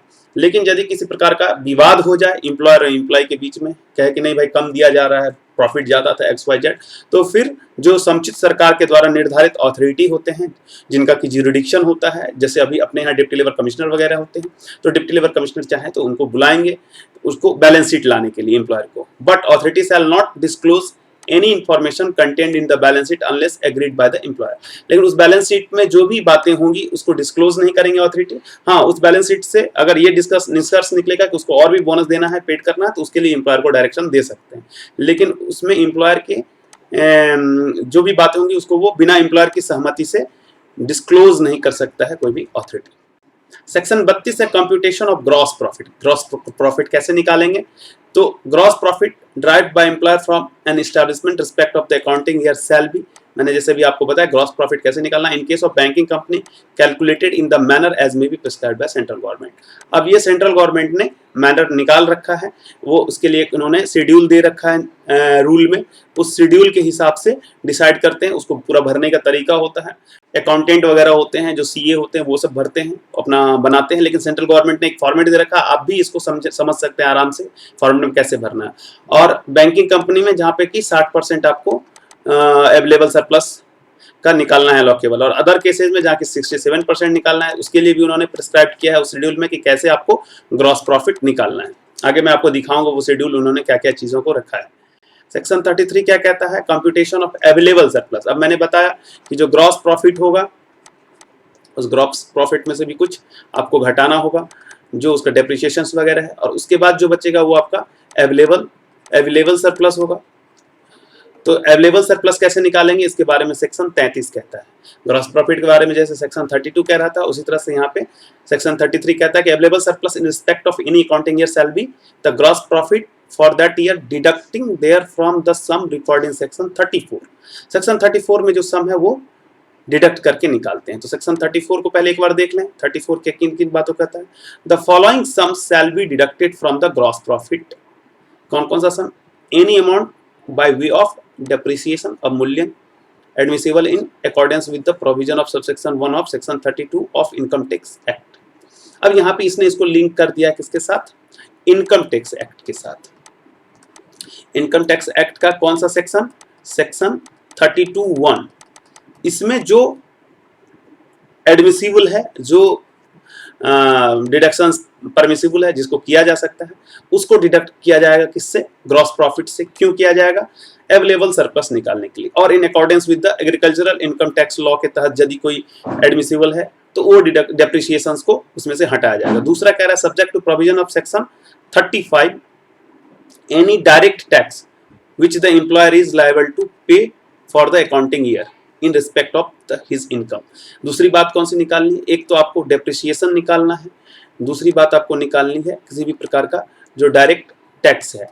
तो डायरेक्ट टैक्स वो भी कहाँ से निकलता है? वो भी हमारा इनकम टैक्स के एक्ट के तहत जो है सो डिसाइड होता है। तो डेप्रिसिएशन निकालना है। उसके बाद आपको एनी डायरेक्ट टैक्स जो टैक्स लॉ के तहत जो आता है। उसके बाद कह रहा है such further sum in respect of employer as may be prescribed by. Prescribed कहाँ प्रिस्क्राइब किया है? शेड्यूल में सेंट्रल गवर्नमेंट के द्वारा कोई और सम जो है तो उसको भी वहां पर से डिडक्ट करना होगा। ये सारा चीज जो है आपको ग्रॉस प्रॉफिट में से घटाएंगे तो अवेलेबल सरप्लस हमारा निकलेगा। ठीक है। अब आपका सेक्शन 35 जो है वो किससे रिलेटेड है? सेक्शन 35 रिलेटेड है आपका calculation of direct tax payable by the employer. Employer को कौन कौन से डायरेक्ट टैक्सेस पे करने होंगे उससे संबंधित है, और इस सेक्शन को लिंक किया गया है आपको इनकम टैक्स एक्ट से। आपके लिए बहुत रिलेवेंट नहीं है, कुछ बातों को फिर भी समझ लीजिए कि यदि उसका डायरेक्ट टैक्स को कैलकुलेट किया जाएगा जो उसको पेएबल है, जो उसको देना है, तो उसमें कुछ चीज़ों को नहीं लिया जाएगा। किनको नहीं लिया जाएगा? जैसे कि कोई लॉस अगर उसके द्वारा हुआ है, any loss incurred by the employer in respect of any previous accounting year, पिछले साल में किसी प्रकार का लॉस हुआ है तो उसको एडजस्ट करना होगा, carry forward under any law. Second कहता है any arrear of depreciation which the employer is entitled to add to amount of the allowances of depreciation for any succeeding accounting year of the under. अब होता क्या है इसको थोड़ा सा आप समझ लीजिए कि कई बार ऐसा होता है कि यहाँ पे भी आप देखेंगे कि जैसे मैंने आपको बताया कि सेट ऑन होगा या सेट ऑफ होगा। तो सेट ऑफ हुआ मतलब लॉस हो गया उसको, तो वो कितने दिनों तक कैरी कर सकता है? तो यहाँ पे 4 ईयर का बैरियर दिया हुआ है कि 4 साल तक सेट ऑन और सेट ऑफ को कैरी किया जा सकता है। अब ये चीजें आपके थोड़ा दिमाग में क्लियर नहीं हो रहा होगा कि इसका क्या मीनिंग हुआ।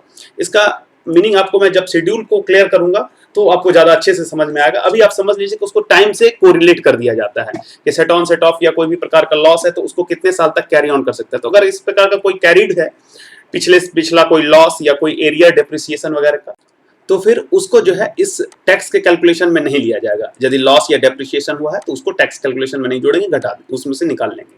उसके बाद है सेकंड पॉइंट कि where the employer is a religious और चैरिटेबल इंस्टीट्यूशन।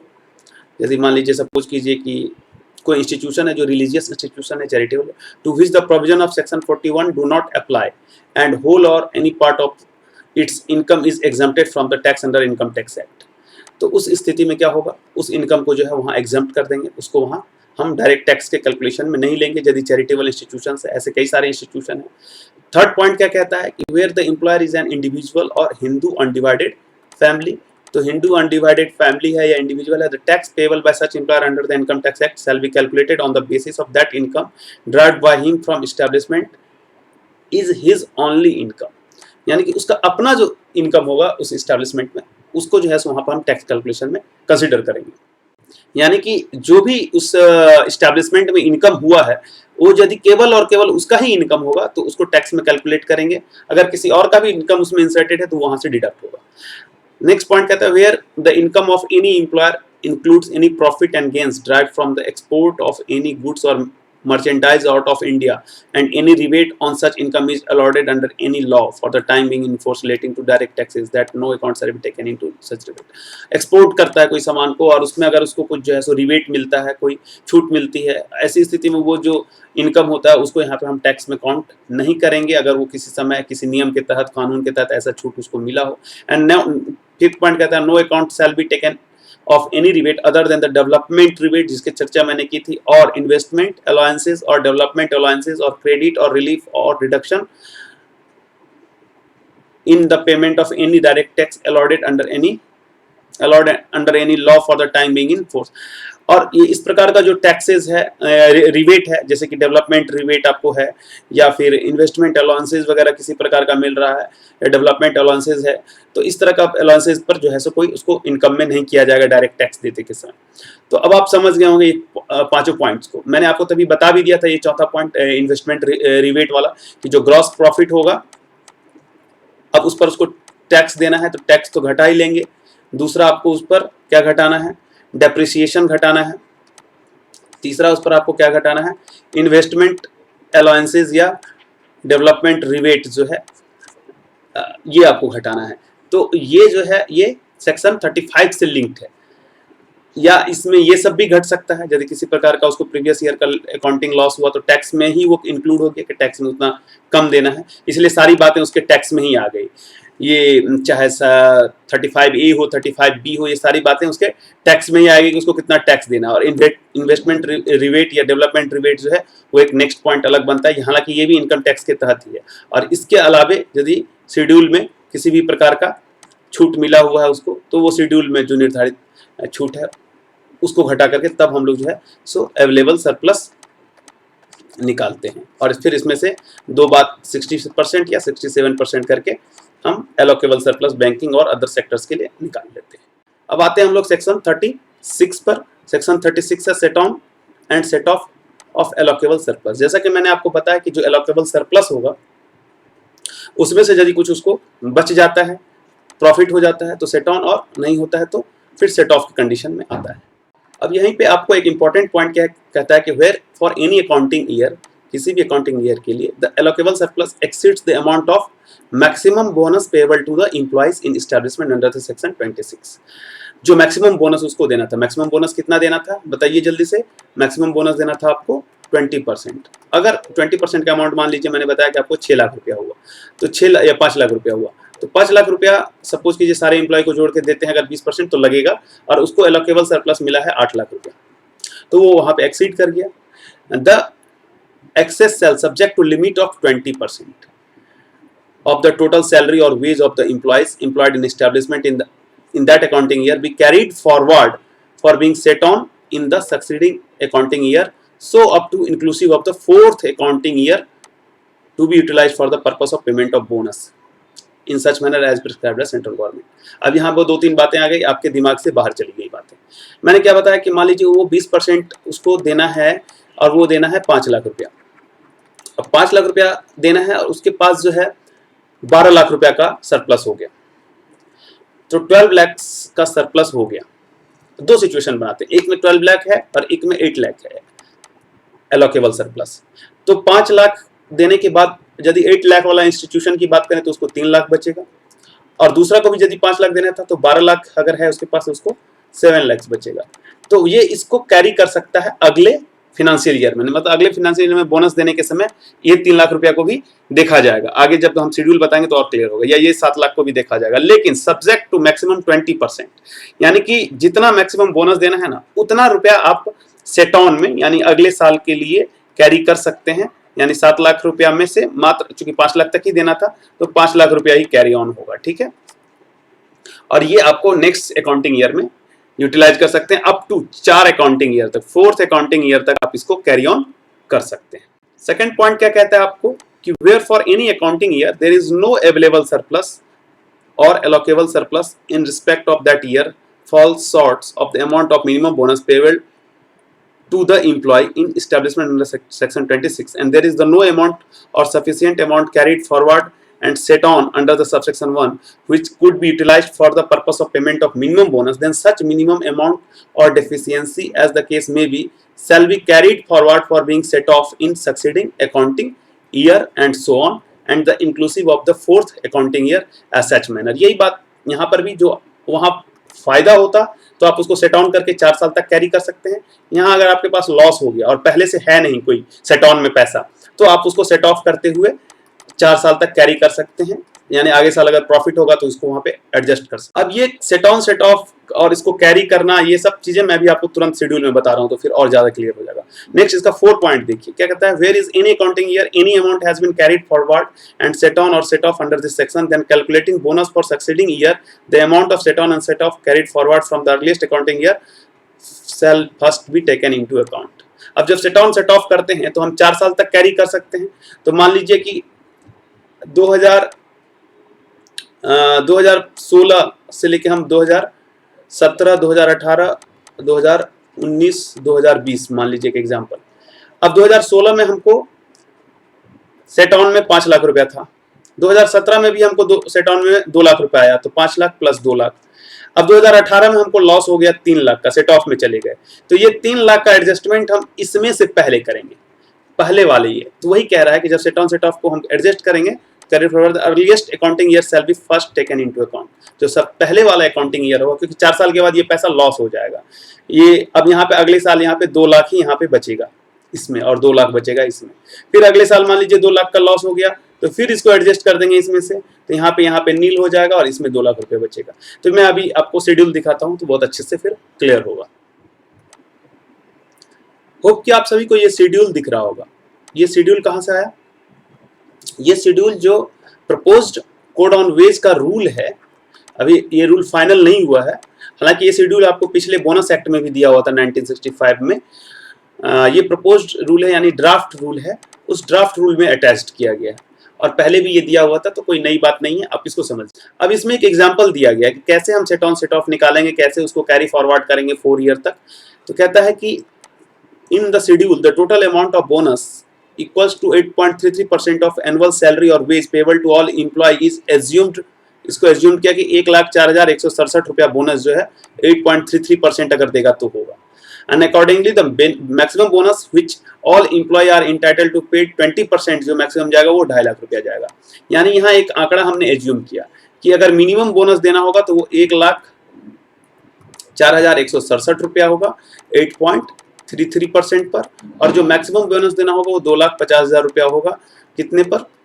20% पर। इसको बहुत अच्छे से देखिएगा, आपका पूरा का पूरा सेट ऑन सेट ऑफ और अवेलेबल सरप्लस एलोकेबल सरप्लस सबका कॉन्सेप्ट क्लियर भी हो जाएगा, और ये बहुत इंपॉर्टेंट है बोनस एक्ट के दृष्टिकोण से। ठीक है, तो अब यहाँ आते हैं हम लोग ईयर। जब से हम सेट ऑन सेट ऑफ शुरू किए हैं, 5 साल तक तो काउंट ही नहीं करेंगे, 5 साल के बाद शुरू करते हैं, तो उसको हम 6वें साल को ही मान के चलिए पहला ईयर मानते हैं, वहां से सेट ऑन सेट ऑफ शुरू करते हैं। अब मान लीजिए कि अमाउंट इक्वल्स टू 60% और 67% जो भी है एलोकेबल एज द केस में भी, बैंकिंग कंपनी में 60 और अदर में 67 है। Available surplus allocable as bonus, bonus के लिए कितना अमाउंट आपको मिला, यानी आपका अवेलेबल सरप्लस कितना हुआ, ये इसके बारे में आपको यहाँ पे दिया गया है कि आपका अवेलेबल सरप्लस भैया कितना है। दूसरा कहता है बोनस में आपको कितना खर्चा करना है सारे एम्प्लॉय को, उसका ये दूसरा लिस्ट है। तीसरा कहता है सेट ऑन और सेट ऑफ हुआ उस ईयर के लिए, सेट ऑन और set of the year carried forward. चौथा कहता है टोटल सेट ऑन और सेट ऑफ कैरिड फॉरवर्ड। अब इसको समझिए, पांचवा है ईयर्स के इंडिकेशन का। अब सपोज कीजिए कि 5 साल तक तो आपको देना ही नहीं है, छठे साल से शुरू करते हैं, लेकिन यहाँ पे हम ईयर 1 लेते हैं। पहले साल में किसी को 1,04,167 रुपया उसको अवेलेबल सरप्लस हुआ, और उसको मिनिमम देना कितना है हमेशा याद रखिए। यहाँ पर जो एग्जाम्पल हमने लिया उसमें 1,04,167 रुपया मिनिमम उसको देना है, और मैक्सिमम अगर 20% देता है तो 2,50,000 रुपये देना है। ये दो अमाउंट याद रखिए। तो उसको 1,04,067 रुपया देना था और उतना ही उसको अवेलेबल सरप्लस में आया, तो उसके पास कुछ भी नहीं बचा, नील। तो कुछ भी उसका ना सेट ऑन हुआ ना सेट ऑफ हुआ, ना फायदा हुआ ना घाटा हुआ, तो कैरिड फॉरवर्ड में उसका नील चला गया। क्लियर। अब सेकंड ईयर में आइए, सेकंड ईयर में उसका अवेलेबल सरप्लस कितना हो जा रहा है, 6,35,000 रुपया, 6,35,000 रुपया। अब चूंकि यहाँ पे मिनिमम बोनस देना है 1,04,000 और मैक्सिमम देना है कितना, 2.5 लाख। अब यहाँ 6,35,000 जो है 2.5 लाख से ज्यादा है, यानी कि उसको अब तो मैक्सिमम बोनस देना पड़ेगा, क्योंकि वो उससे ज्यादा अर्न किया, तो उसको बोनस कितना देना पड़ेगा, 2.5 लाख। क्यों देना पड़ेगा, क्योंकि उसने अर्न किया है मैक्सिमम 20% से ज्यादा का सरप्लस, तो अब वहां 20% वो बोनस दिया। अब 2.5 लाख दिया, उसके बाद 2.5 लाख देने के बाद उसका कुछ बचा भी क्या इसमें,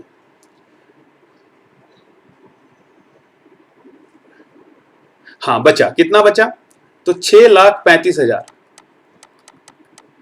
में से 2,50,000 घटा दिए, तो ये हुआ आपको 3,85,000 रुपया।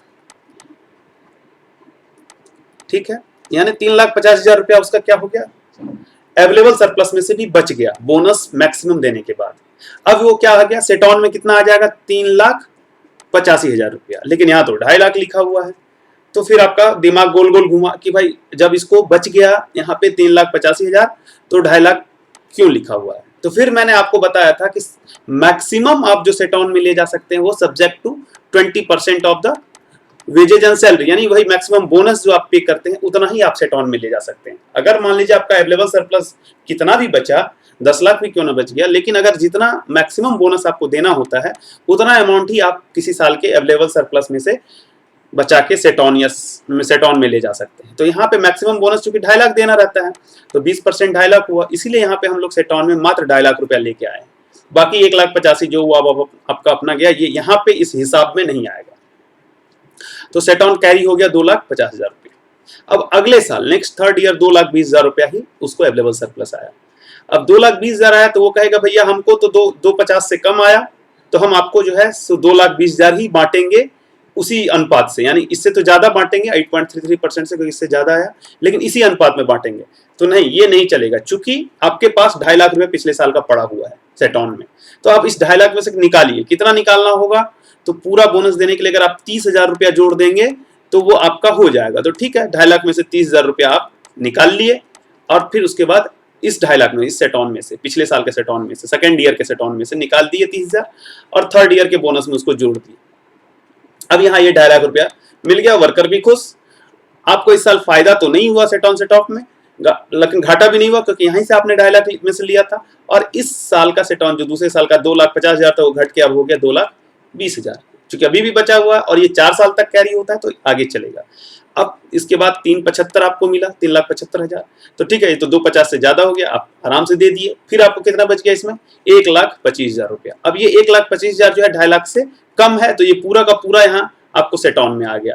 तो set on 2,20,000 for second year and set on 1,25,000 for fourth year. ये सेकेंड ईयर का सेट ऑन है और ये फोर्थ ईयर का सेट ऑन है आपको। ठीक है, अब नेक्स्ट साल आपको मिला 1,40,000। अब 1,40,000 मिला, तो कहेंगे फिर हमारा भाई कम हो गया, हम इस प्रोपोर्शनेट में देंगे, तो ये नहीं चलेगा क्योंकि पहले का बैलेंस बना हुआ है, आपको पूरा बोनस देना होगा। तो पूरा बोनस देना होगा कितना, 2,50,000। तो कहां से हम एडजस्ट करेंगे, हमको घट कितना रहा, 1,10,000 रुपया। तो 1,10,000 हम कहां से एडजस्ट करें, तो हमारे पास दो अमाउंट है, सेकेंड ईयर का 2,20,000 और फोर्थ ईयर का 1,25,000। तो फिर मैंने आपको बताया था सेक्शन में कि पहले हम जो प्रीवियस अकाउंटिंग ईयर का है उसको कंसीडर करेंगे, यानी 2,20,000 में से हम निकालेंगे, क्योंकि ये पहले एक्सपायर कर जाएगा इसका 4 साल, इसीलिए हिसाब में पहले इसको निकालते हैं। तो 2,20,000 में से 1,10,000 घटा दिए। अब इसमें कितना बच गया सेकेंड वाले में, आपको नेक्स्ट फिनेंशियल ईयर में 1,10,000, और ये 1,25,000 तो अभी पूरा का पूरा बचा हुआ है। क्लियर। फिर नेक्स्ट ईयर आपको 3,10,000 रुपया फायदा हुआ, 3,10,000 फायदा हुआ तो आपको 250 देना है, भैया दे दीजिए। बच कितना गया सेट ऑन में, 60,000 रुपया। तो 60,000 रुपया आपका छठे साल के लिए हो गया, 1,25,000 आपका चौथे साल आया था। और यहां पर ये नील हो गया। नील कौन क्यों हो गया, 1,10,000 ये कहां गायब हो गया, तो मैंने बताया था कि आपको मैक्सिमम 4 साल तक कैरी डाउन होगा, तो इसका 4 साल पूरा हो गया, 5वें साल में ये जाकर के समाप्त हो जाएगा। अब अगर उसमें बचा हुआ कुछ भी रहे तो ये यहाँ कंसिडर नहीं किया जाएगा। तो सेकेंड ईयर वाला जाकर के नील हो गया, फोर्थ ईयर वाला 1,25,000 बचा हुआ है, और सिक्स्थ ईयर वाला आपको नया 60,000 मिल गया। फिर उसके बाद आपको 7वें ईयर में 1,00,000 रुपया आया, तो 1,00,000 रुपया आया, तो फिर आप कहेंगे कि मेरा भैया मिनिमम से भी कम हो गया, तो नहीं, आपको यहाँ बचा हुआ पैसा इसको जोड़िए। तो 1,00,000 2,50,000 रुपया करने के लिए आपको कितना चाहिए, तो आपको चाहिए इसमें 1,50,000 रुपया। तो 1,25,000 आपका चौथे साल का बचा हुआ है, और 60,000 में से 25,000 ले लिए, तो ये सब जोड़ करके आपका 2,50,000 पूरा हो गया। दे दीजिए फुल बोनस, एम्प्लॉय खुश, दिवाली में मनाएगा, फटाखा फोड़ेगा। अब आगे चलिए, बच कितना गया, ये तो आप एग्जॉस्ट कर लिए इसमें आकर के 7th ईयर में, फोर्थ वाला और 6th वाला में से भी 25,000 निकल गया, और 6th वाला 35,000 रुपया आपको बच गया। फिर नेक्स्ट ईयर आपको 1 रुपया भी जो है सरप्लस में नहीं आया, लॉस हो गया, 100% लॉस हो गया, सरप्लस में 1 रुपया नहीं आया। अब भैया यहाँ पे क्या करें, अब देना है या तो मिनिमम 1,04,167 या 2,50,000 तक। अब यहाँ पर हम देखेंगे फिर सेटॉन में मेरे पास मात्र 35,000 रुपया बचा हुआ है, तो हम 2,50,000 पे पहुंच ही नहीं सकते हैं। तब यहाँ पे चुपचाप से क्या करेंगे, 1,04,167 रुपया देंगे, मिनिमम बोनस देंगे, क्योंकि हमारे पास सेटॉन में पैसा नहीं है। सेटॉन का 35,000 इसमें से एडजस्ट कर लेंगे, और बाकी का जो घटा के बच गया, क्योंकि ये तो 1 रुपया भी हमको इस बार आया नहीं, तो 1,04,167 पॉकेट से दिए हैं, जिसमें 35,000 सेट ऑन से एडजस्ट किए, और बाकी का 69,167 रुपया हमारा सेट ऑफ में चला गया। अब ये सेट ऑफ 69,167 कैरीड होगा, और सबको ही 4 साल तक कैरी होता है। फिर नेक्स्ट साल आपको 10,000 का प्रॉफिट हुआ, तो 10,000 का प्रॉफिट अवेलेबल सरप्लस में आया, एलोकेबल सरप्लस में आया, सॉरी, तो एलोकेबल सरप्लस में 10,000 आया, लेकिन देना है मिनिमम 1,04,167। तो फिर क्या करेंगे, इसमें से 10,000 घट गया, तो फिर इसमें आपको 94,000 का सेट ऑफ हो गया। तो 8वें ईयर का सेट ऑफ आपको 69,000 कैरी हो रहा है, 9वें ईयर का फिर सेट ऑफ आपको 94,167 आ गया। फिर उसके नेक्स्ट ईयर 2,15,000 आया, तो यहाँ पर पहले हम सेट ऑफ को एडजस्ट करेंगे, उसके बाद जाके प्रोपोर्शनेट डिडक्शन करेंगे। तो 1,04,000 रुपया तो हम दे दिए, 1,04,167 देंगे। अब इसमें 69,167 8वें ईयर का, और 41,666 9वें ईयर का जो है एडजस्ट कर लिए। अब इतना के बाद ये पैसा खत्म हो गया, क्योंकि 1,04,167 निकालने के बाद जो पैसा बचा उसमें 8वें ईयर का सेट ऑन खत्म हुआ, और 9वें ईयर सेट ऑफ खत्म हुआ, और 9वें ईयर में से 41,666 रुपया खत्म हुआ, लेकिन फिर भी सेट ऑफ 9वें ईयर का 52,000 रुपया अभी भी हमारा बचा हुआ है। यहाँ पर ये नहीं कहेंगे कि 2,15 आया है तो आप जो है उस अनुपात में दीजिए, क्योंकि मैंने बताया था कि मिनिमम से ज्यादा आएगा तो अनुपात में बटेगा मैक्सिमम तक 20% तक, तो वो चीज नहीं हुई, पहले पिछला वाला एडजस्ट किया जाएगा। तो इसी प्रकार से ये हिसाब चलता है।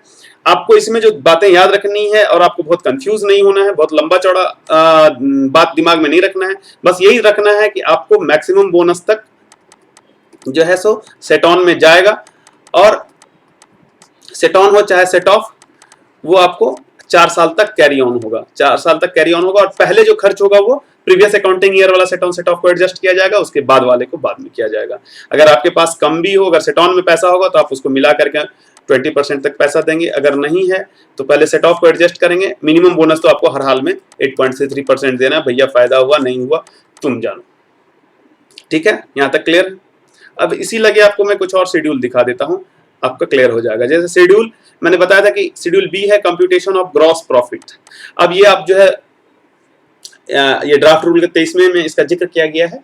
तो ये ग्रॉस प्रॉफिट कैसे निकालेंगे आप इसका, फिर वो देखिए आपको, जैसे कि bonus, depreciation, development rivet, reserve, any other reserve, इस तरह करके उन्होंने net profit, as shown in the profit and loss account after making the usual and necessary provisions। उसका अपना एक तरीका है, इस ये एक पूरा शेड्यूल बना हुआ है कि क्या क्या चीज को जोड़ेंगे, क्या क्या चीज घटाएंगे, और घटा करके फिर फाइनल जो है यहाँ पर हमारा जो निकलेगा रुपीज वो एज ए ग्रॉस प्रॉफिट निकलेगा। फिर उसके बाद उन्होंने नेक्स्ट शेड्यूल जो बनाया है वो है कंप्यूटेशंस ऑफ ग्रॉस प्रॉफिट। ये जो रूल 23 में आपको ग्रॉस प्रॉफिट निकाला गया है वो बैंकिंग कंपनी के लिए निकाला गया है, जिसका कि उल्लेख आपको सेक्शन 32A में दिया गया है। और उसके बाद जो ये फिर 2 बार चूंकि ग्रॉस प्रॉफिट आया तो आप कंफ्यूज नहीं करें, इसलिए मैं समझा दूं। और ये जो शेड्यूल सी के तहत ग्रॉस प्रॉफिट है वो अदर एस्टेब्लिशमेंट के लिए है, जो कि आपको सेक्शन 32B में दिया गया है। तो उसके हिसाब से तो यहाँ पे पूरा पूरा शेड्यूल बना हुआ है ग्रॉस प्रॉफिट में किन किन चीजों को रखेंगे नहीं रखेंगे, हालांकि आपके लिए बहुत रिलेवेंट नहीं है, तो बस मैं आपके जानने के लिए, आपके नॉलेज में रहेगा तो आपको चीजें स्पष्ट रहेंगी। तो ग्रॉस प्रॉफिट निकालने का तरीका है। उसके बाद शेड्यूल डी है जो उसमें से डिडक्ट कर सकता है। मैंने आपको बताया था पहले कि आप जो है जिन चीजों को ग्रॉस प्रॉफिट में से डिडक्ट कर सकते हैं, सर्टेन चीजों को, जिसमें इनकम टैक्स था, आपका डेप्रिसिएशन था, हाँ रिबेट था, इन्वेस्टमेंट रिबेट था या डबल इन्वेस्टमेंट अलाउंसेस था, और आपको सर्टेन शेड्यूल में चीजें दी गई थी उनको। तो ये शेड्यूल डी जो है उसमें दिया गया है किन किन चीजों को किन किन शर्तों के साथ आप जो है उस ग्रॉस प्रॉफिट से डिडक्ट करके और क्या निकालेंगे, तो ग्रॉस प्रॉफिट में से डिडक्ट करके अवेलेबल सरप्लस निकालेंगे, और फिर इसका 60 और 67 करके अलोकेबल सरप्लस बनेगा। क्लियर हो गया आपका यहाँ तक? अब कुछ सेक्शन बचा हुआ है उसको हम लोग देख लेते हैं। सेक्शन 67 है एडजस्टमेंट के संबंध में। यदि मान लीजिए किसी प्रकार का पूजा बोनस या अन्य प्रकार का कोई बोनस दे दिया गया है तो एम्प्लॉयर जो है उसको जब बोनस देने लगेगा 8.33% या 20% जो भी दे इसके रेंज में, उस बोनस में से वो उसको एडजस्ट कर सकता है। इसके लिए पावर दिया गया है एम्प्लॉयर को। उसके बाद जो है सेक्शन 38 वो है आपको deduction of certain amount payable from bonus. अगर बोनस में से जो उसको बोनस पेबल किया जाना है उसमें से कुछ अमाउंट को कटौती कर सकता है। कब? जब यदि किसी अकाउंटिंग ईयर में employee is found to be guilty of the misconduct causing financial losses of employer, then it shall be lawful for employer to deduct the amount of loss from the amount of bonus payable to him to the employee under the code in respect of that accounting year only, and employee shall be entitled to receive the balance if any। Suppose कीजिए किसी को bonus मिलना है 25,000 रुपया और उसने employer का 12,000 रुपये का कोई नुकसान कर दिया, सामान का बर्बादी कर दिया, तो उसको बचा हुआ 13,000 रुपया जो है वो दे दिया जाएगा। लेकिन ये एडजस्टमेंट उसी एक अकाउंटिंग ईयर में होगा, ये नहीं कि आप इस साल तोड़ा और अगले साल आप उसको एडजस्ट कर रहे हैं। ठीक है, कुछ और छोटे छोटे सेक्शन है। एक है time limit for payment of bonus, कब आपको बोनस पेमेंट करना है। तो ये सेक्शन 39 क्या कहता है कि जो भी अकाउंटिंग ईयर होगा उसके फर्स्ट 8 मंथ के पीरियड में आपको जो है all amount payable to employee by way of the bonus under the code shall be by crediting in bank account. आपको उसको बैंक अकाउंट में ही क्रेडिट करना है, कैश में नहीं देना है। यहाँ पे आपको बॉन्डेज कर दिया है, यानी उसको ऑनलाइन ट्रांसफर के थ्रू बैंक में देना है, पहला पॉइंट। दूसरा क्योंकि बाद में कई बार एम्प्लॉयर होता है, डिस्प्यूट होता है, वो कहता है हमने इसको कैश में दिया था, वो कहता है हमने रिसीव नहीं किया। तो इस डिस्प्यूट से बचने के लिए सबसे बढ़िया उपाय है बैंक अकाउंट में दिया, दिखाइए भाई, स्टेटमेंट लेके आइए, जाके देखें हम of employee by his employer within the period of 8 months from the close of the accounting year। और अकाउंटिंग ईयर का जो क्लोज होगा, जैसे 31 मार्च 2021 को अकाउंटिंग ईयर हमारा क्लोज होगा इस साल का, तो ये 2020-21 क्लोज होगा, तो 31 मार्च के बाद 8 महीना यानी अप्रैल, मई, जून, जुलाई, अगस्त, सितंबर, अक्टूबर, नवंबर, 1 2 3 4 5 6 7 8, यानी कि 30 नवंबर तक आपको जो है बोनस दे देना होगा। क्लियर है? नेक्स्ट पॉइंट कहता है प्रोवाइडेड एप्रोप्रिएट गवर्नमेंट और such authority as the appropriate government में स्पेसिफाई इन दिस बिहाफ में upon application made to it by employer and for sufficient reason by order extend the said period of 8 month to such further period और periods if he thinks fit. However the total period shall not exceed 2 year. यानी कि यदि मान लीजिए employer किसी कारण से, suppose कीजिए कोई ऐसी परिस्थिति में कोई बोनस अभी नहीं दे सकता 8 महीने के अंदर, तो वो जो है अप्रोप्रिएट अथॉरिटी को, जो भी सरकार समुचित सरकार निर्धारित किए रहेगी, उसके पास एप्लीकेशन देगा, भैया अभी हम बोनस देने की स्थिति में नहीं, हमको कुछ समय दिया जाए। चलिए ठीक है, आपको समय दिए 6 महीने का और समय दिए, तो 8 + 6 14 महीना हो गया। नहीं, हमको और कुछ समय दिया जाए, तो देते देते देते देते मैक्सिमम 2 ईयर। अब जो आपको है किसी भी हालत में बोनस देना पड़ेगा। अकाउंटिंग ईयर समाप्त हो गया 2 साल तक, यानी कि 31 मार्च 2023 तक किसी भी हालत में बोनस पे कर देना है। उसके बाद सेकंड सबसेक्शन कहता है notwithstanding anything contained in subsection 1 where there is a dispute regarding the payment of bonus pending before any authority. जैसे मान लीजिए सपोज कीजिए ज्यादा प्रॉफिट हुआ है, एम्प्लॉयर कह रहा है नहीं हमको, एम्प्लॉय कह रहा है ज्यादा दीजिए, एम्प्लॉयर कह रहा है नहीं हम बस प्रॉफिट नहीं हुआ हम 8.33% ही दे पाएंगे, इस प्रकार का डिस्प्यूट अराइज हो गया है, तो such bonus shall be paid within the period of 1 month from the date on which the award become enforceable और the settlement come into operation in respect of such dispute. तो जैसे ही अगर मान लीजिए उस डिस्प्यूट के बाद दोनों लोग गए अथॉरिटी के पास, अथॉरिटी देखा सारी चीजों को देखने के बाद उसने निर्णय लिया कि नहीं आपको 12% का बोनस देना चाहिए, ठीक है। जैसे ही अब अवार्ड हो गया ये उसके लिए, अब इस अवार्ड को लेकर के जैसे ही दिया उसके 1 महीने के अंदर, तो period from 1 month from the date on which the award become enforceable, जैसे कह दिया कि भाई तुमको अब 1 महीने में दे देना है, तो उस 1 महीने के अंदर जो अवार्ड जब से इन्फोर्सेबल होगा उस 1 महीने के अंदर जो है उसको दे देना है। Provided that if there is a dispute for payment at higher rate, अब 8.33% से ज्यादा रेट के लिए डिस्प्यूट हो गया, the employer shell pay 8 1/3% of the wage earned by the employee as per the provision of the code within a period of 8 month from the, अगर ज्यादा rate के लिए डिस्प्यूट है तो ठीक है, डिस्प्यूट क्लियर होता रहेगा, तब तक 8.33% के रेट से आप उसको जो है पेमेंट कर दीजिए। Clear. Non applicability of this chapter, ये पूरा का पूरा बोनस चैप्टर कहाँ लागू नहीं होगा। पहला पॉइंट है employee employed by the Life Insurance Corporation of India यानी LIC। सेकंड है सीमेन है, जो होता है नाव चालक होते हैं, नाविक defined under clause 42 of section 3 of merchant shipping act. तीसरा है एम्प्लॉय रजिस्टर्ड और listed under any scheme made under the dock worker, जो dock worker regulation employment act के तहत अगर एम्प्लॉय रजिस्टर्ड है, and employed and registered and listed employee employed by establishment under the authority of any department of central government या state government या local authority।